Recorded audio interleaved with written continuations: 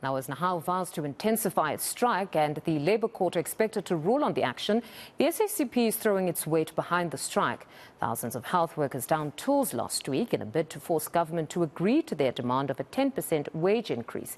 They've rejected the 4.7% wage offer, calling it an insult. Let's speak to Bheki Shandu, the Second Deputy Provincial Secretary in KZN. Mr. Shandu, good morning and thank you very much for your time. You would have heard that Nehawu says it's determined to forge ahead, even though there's been a lot of criticism. You also would have heard Minister Phatla. He hasn't minced his words, saying the strike has indeed cost lives, but you are supporting it. Talk to us about this. And thank you for having us. I think we must indicate as the SACP in Moses Mabhida province that we are fully supporting the struggles of our workers against their employers.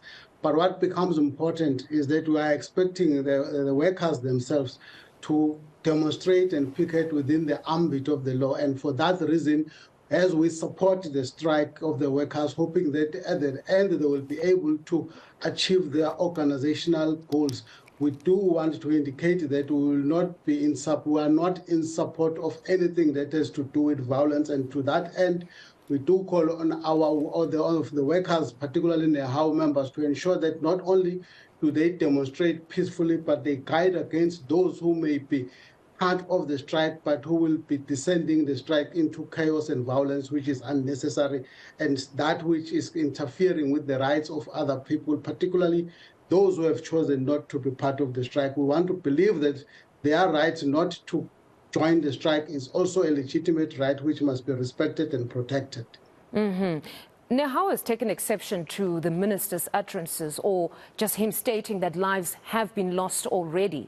They seem to be of the view that there's some sort of a political agenda that's been driven here. Just your views on that. Do you believe there's some sort of a political agenda, or it is just a legitimate statement that if people want to come to the hospital, they are ill, and if they are not assisted, they could possibly lose their lives? Obviously, if there will be such disturbances, something of that nature will obviously take place. But more importantly, at all given times, if workers are on strike, there will be propaganda and everything that will be designed to pit the workers against the public. But if there is the legitimate claim and evidence that indeed there are losses of life, it's exactly that which the SACP in Moses Mabhida is calling for when it calls on the workers to demonstrate and ensure that the demonstrations are within the framework of the law, which will obviously mean that they are peaceful. And as we are also indicating that the workers must always also ensure that in terms of their planning and ensuring that their own members act within the ambit of the law, it's critical that the leaders are in the forefront to be able to identify those who may be going against the expected peaceful processes that the workers have always embarked on, and they do not involve themselves in any form of violence. It's for that reason that we are also appealing to the leadership of Nehawu in particular to ensure that they give proper leadership to the strikers. Then let's talk about the relationship of government and workers. It seems to be at an all-time low, somewhat of a continuation from what we saw during COVID. What does this decision, because when Nehawu is protesting now, they consistently state that this is on principle. They don't even want to negotiate for 2023. They are still stuck on 2021, 2022 on principle because there was an amount that was penciled in.